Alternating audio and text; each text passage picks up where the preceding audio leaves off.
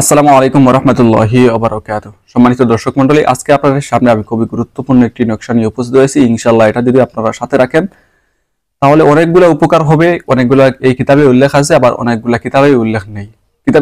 কিতাবে এটা বলা আছে যে এটা ব্যবহার করলে বুঝতে পারবেন।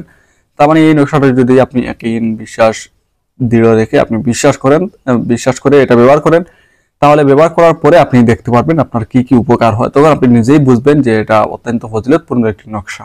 ঠিক আছে, তার কথা না বাড়িয়ে আসুন এখন আমল শুরু করি। তো আমল শুরু করার আগে যে কথা, এই কথা তো সব ভিডিওতেই বলি, তারপরে অনেক আছেন মনে করেন যেমন এই ভিডিও প্রথমে দেখতেছেন, আবার অনেক আছে এই ভিডিও অনেক ভিডিও দেখছেন, এই ভিডিও দেখতেছেন, সেজন্য যারা প্রথমেই দেখবেন তাদেরকে তো বলা লাগে।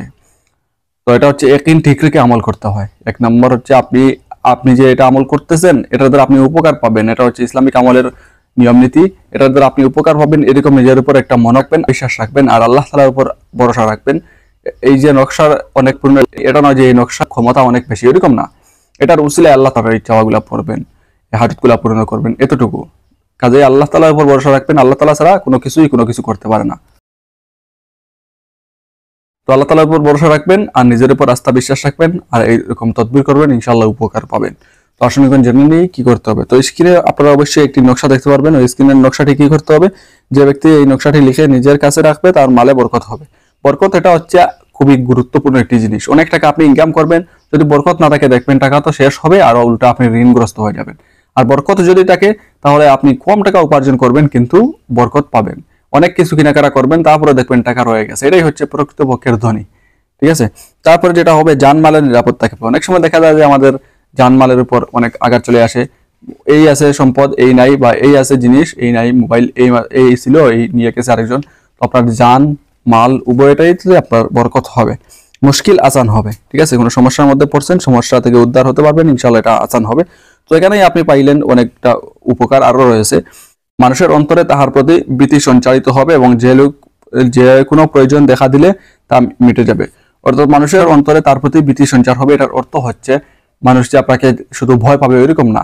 আপনার বেলায় কোনো ওই যে জানমালের, আপনার জান বা আপনার মাল, আপনার সম্পদে হাত দেওয়া বা আপনার কোনো ক্ষতি করা, ওই সময় ব্যাপারে এরকম কোনো সাহসই পাবে না কেউ আপনার এরকম কোনো কিছু করার জন্য। ওইটাই হচ্ছে ভয়ভীতি। ঠিক আছে, এটা মানে এটা নয় যে আপনি এটা করবেন আর সবাই আপনাকে ভয় পাবে আর আপনি একজন পাতি নেতা হয়ে যাবেন, এরকম না।